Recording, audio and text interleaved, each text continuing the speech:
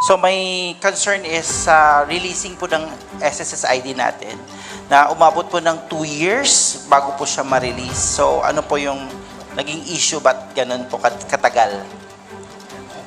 Ang lakas nung 2 years. Pag narinig nyo, 2 years.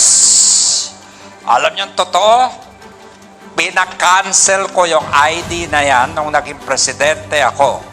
Nagtipid ako ng 3 bilyong piso para sa SSS, para sa inyo, dahil yung ID na yan ay hindi pwede na nagbabayad ang SSS ng 160 pesos kada ID. Kalokohan. Diba? Pera niya yun eh. Pero may ginawa ako, mas maganda si Ma'am Normin ang maki-explika.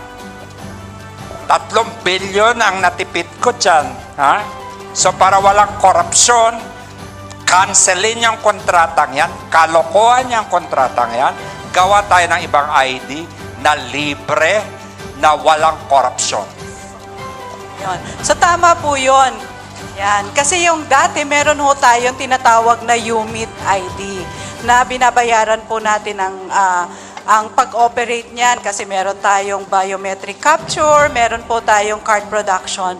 Alam nyo, ang ginawa ho namin, yung UMID ID na yan, ginawa ho namin siyang functional card, maging UMID ATM pay card. Kasi ang benefits, ang loans, and even the refunds po ninyo sa SSS, lahat ho ngayon, hindi na ho tayo nagchicheke. Ang ano ho natin is checkless disbursement. So, mapupunta ho yan lahat sa inyong mga bank account. Pero this time, it will be easier. Kasi, pag kumuha ho kayo ng UMID ATM pay card, it will already function as an ID and as a disbursement card at the same time.